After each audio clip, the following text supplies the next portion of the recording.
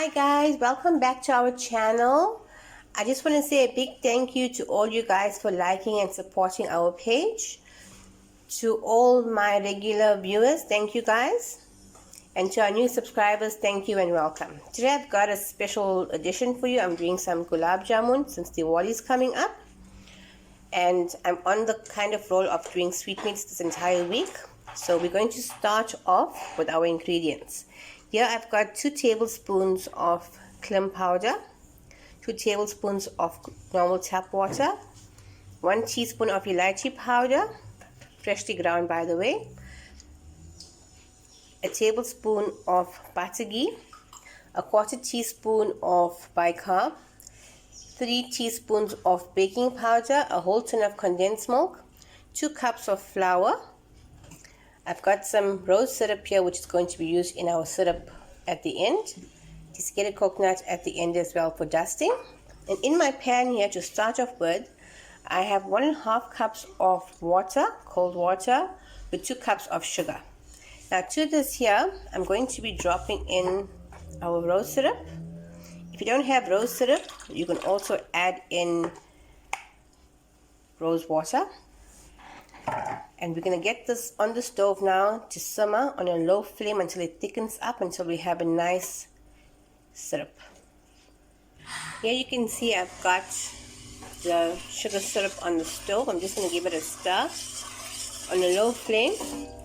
And this is going to thicken up while we mix the recipe for Gulaab Jamun. Remember, a low flame, we don't want it to burn and become too thick. Okay guys, now that our syrup is boiling, we're going to do the mixture for the Gulaab Jamun itself. We're going to add our condensed milk into our bowl. Make sure you scoop every last bit out and it's fine. Let's get everything out.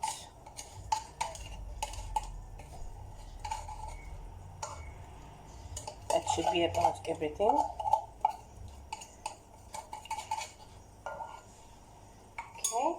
Got that in there, and then we're going to add in our elaichi powder, and to this I'm going to be adding in our tablespoon of butter ghee, tablespoon, and we're going to give this a good mix.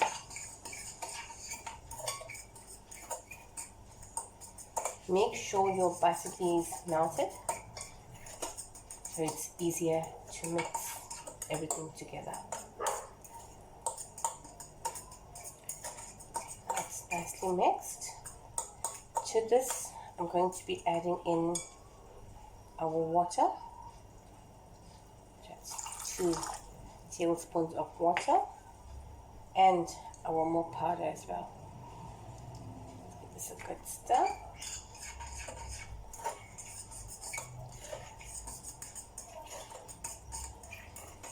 Just a heads up guys, I know I said 2 cups of flour. Sometimes when you are mixing your batter, you would call it, for the Gulaab Jamun, at the end when we doughing it together it could become sticky, so keep a bit of extra flour if it is a bit too sticky to work with. Okay, now that we've mixed that, we're going to add in our baking powder and our bicarb. So we're going to start off with 3 teaspoons of the bicarb, 2 and 3. Okay, and then we're going to add in the bicarb, which is a 1/4 teaspoon.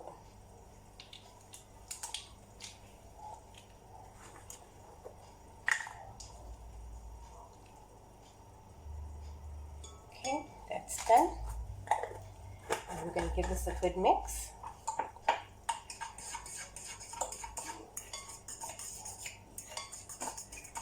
So that when we add the flour, it catches on to the baking powder and the bicarb.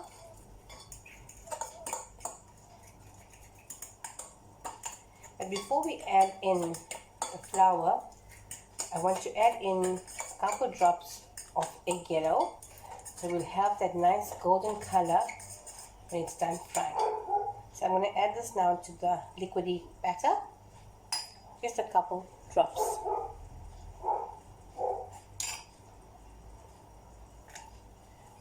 That should be enough. You can see it's a nice golden color. Here we go.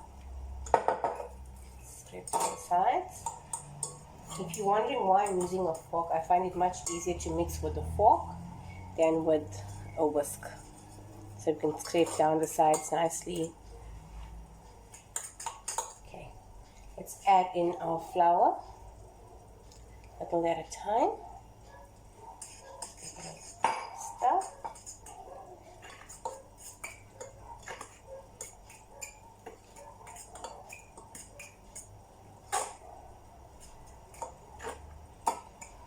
Just scrape down the sides, put it towards the center.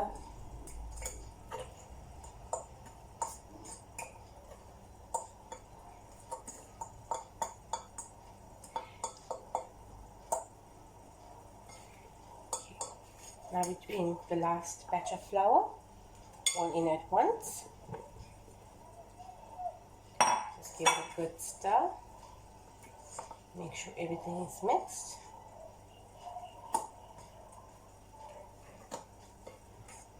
It's starting to get nice and thick. Dough-like batter. It's becoming harder to mix now because all the flour, which is a good thing. Scrape down the sides.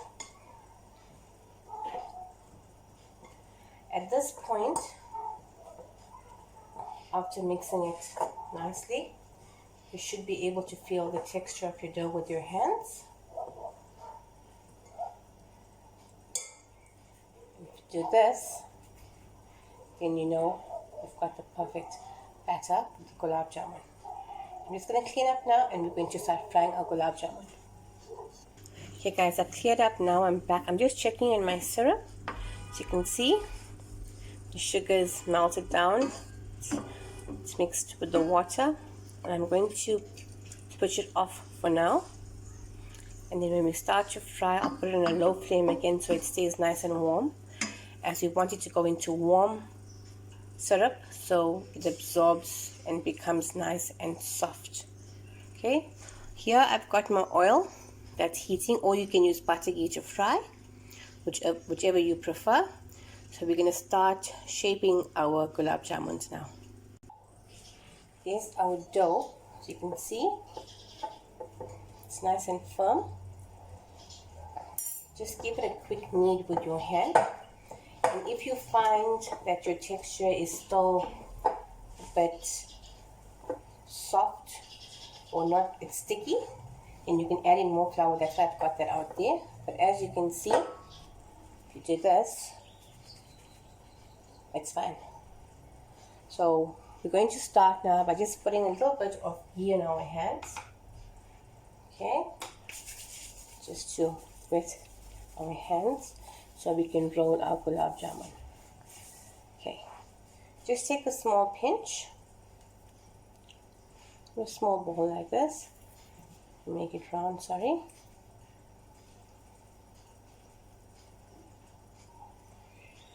That's what I normally do, and then I roll it out just like this. There we go. See? Just you create them now and put them on a tray, and then once we're ready to fry, we can do them all together. It all depends on how thick or how thin you want it. They're obviously all not going to come out the same shape, but it's tasty.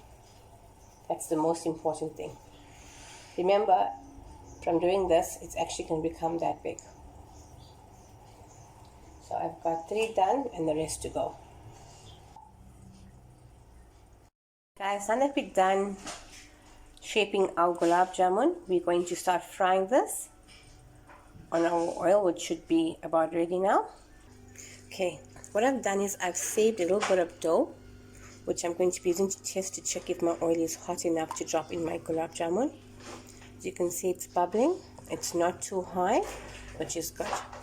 So now we're going to drop them in one by one. And when they start to float to the top, we turn them over. Okay. First real one going in. Starting to bubble. The next one. The bigger the pan, the more we can fit in.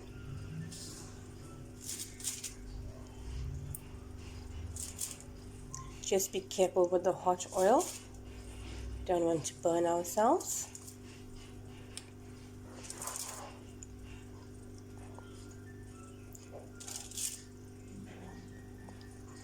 Now while I'm putting this in here, I'm going to switch on our syrup so it's nice and warm for them to go into the syrup and they get nicely soaked. You can see this one's rising, which means it's getting cooked. They're all about starting to rise now. Wherever we find space, we can just slot them in.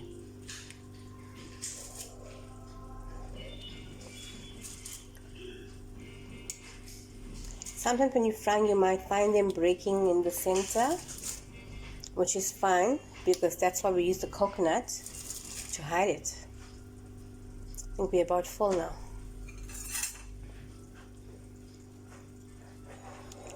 Turning them over. A low heat so that we get that nice, delicious golden color. Don't want them too dark brown. It's not very appealing. Just gonna keep on turning them as they come up.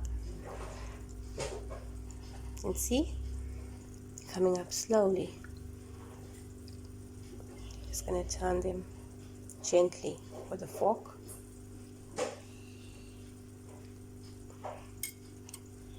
Try and move them around a bit. This is what I was talking about, a slight crack. It's not a train smash. It still will be divine. Just gonna let all these float up now. Then we'll let them cook on their own. As you guys can see, this is a nice golden color. They're ready to be taken out now, as we want them to be golden brown, not too dark in color. Look at that. It's amazing. Just roll them over as you go. So I'm going to take this batch out now and put in my next batch. Let's use a slotted spoon. Grab as many as you can. Drain out the oil.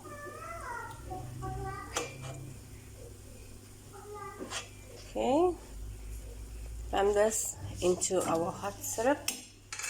And we're just going to swirl this around so it gets nicely absorbed into the syrup.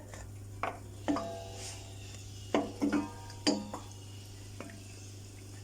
we go. It's nice and soft and moist and juicy on the inside. Just going to take a slotted spoon again and lift these out. Soaking too long in the syrup will actually cause it to break when you're packing it away. Okay, so just swirl it for a bit and then we take it out. The color is wonderful on this. Okay, let's do the rest now. Okay, here we have our perfectly soft and moist soaked gulab jamuns. Just break one up. As you can see, it's nicely soaked. What I'm going to do now is just take a few and roll them in the coconut, or if you want you can leave them plain. I'm just doing a few in coconut and leaving the rest plain. Go.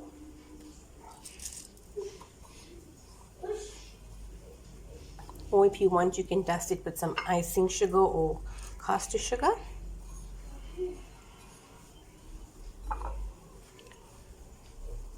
It's nicely done. Sometimes you can even cut the center, make them a bit fatter when you shaping them, and you can pull it up with some barfi cream. That also is super wonderful. Okay, so last bit there.